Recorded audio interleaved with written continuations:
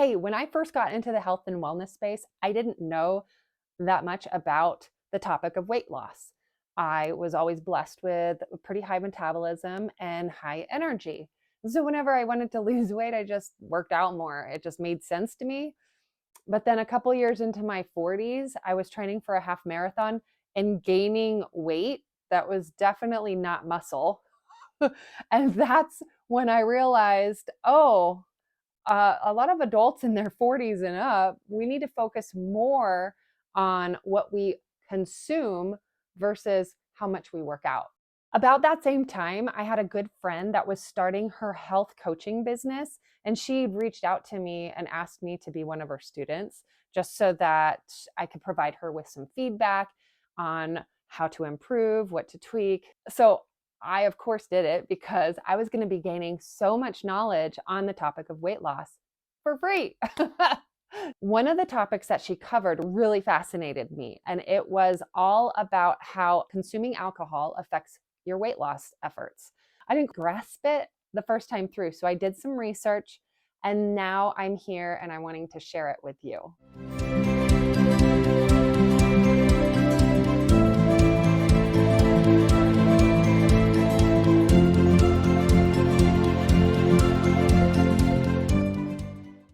I'm Bethany King, and I help busy professional moms who know their value rediscover themselves so they can step into their God-given greatness. Before we get started, if you haven't already checked out my previous blog post titled 3 Surprising Health Impacts of Alcohol Use, go to the description and click the link. Now, this may be surprising, but consuming alcohol negatively affects your own body's collagen production. Go to the description and click the link to grab my free guide that shares exactly how to naturally increase your collagen production instead. And in the process, you'll be drinking from the fountain of youth. I call it my fountain of youth guide. Okay, so to gain an understanding of why alcohol affects us the way it does, it's important to know how your body processes it. When you drink alcohol, your body puts all the other foods and drinks you've consumed on the back burner. It devotes itself completely to metabolizing the alcohol first. Unlike carbs, proteins, and fats, your body isn't equipped with a storage capacity for alcohol because it's considered a toxin. So when you drink, getting it out of your system is your body's number one priority. About 25% of the alcohol consumed is absorbed straight from the stomach into the bloodstream, while the remaining 75% is taken in through the small intestines before entering the bloodstream. Alcohol is generally absorbed rapidly, but its absorption can be quickened depending on these factors. The amount of food in the stomach, so a full stomach slows the rate of absorption. Whether the drink is carbonated, champagne is absorbed more quickly than non-sparkling drinks. Alcohol concentration of the drink. Higher alcohol drinks are absorbed faster. About 90 to 98% of alcohol consumed is processed in the liver, with the other 2 to 10% being expelled through urine, breathing, sweat, or vomit. The amount of alcohol in one standard drink takes about 10 hours for the average person to process. And a standard drink is defined as one 12-ounce beer, which contains 5% alcohol, 5 ounces of table wine, which contains 12% alcohol, 8 to 9 ounces of malt liquor, which contains about 7% alcohol, 1.5 ounce shot of 80 proof liquor, which is 40% alcohol, or 3 to 4 ounce glass of fortified wine, which is 17% alcohol. If more than a standard drink is consumed, the greater the rise in blood alcohol content and the longer it will take for your body to process it. When the liver processes alcohol, it does so in one of two ways. It's usually broken down by the enzyme alcohol dehydrogenase, or ADH, which is contained in the liver cells. ADH then metabolizes the alcohol into acetaldehyde. That is then broken down into acetate by another enzyme called aldehyde dehydrogenase. Those are mouthfuls. In the final stage, the acetate is further metabolized to where it eventually exits the body as waste products, carbon dioxide, and water. The other way alcohol is processed is a less common alternative that uses a different set of liver enzymes. This alternative pathway is called the microsomal ethanol oxidizing system, or MEOS. It occurs in the smooth endoplasmic reticulum in order to oxidize ethanol to acetaldehyde.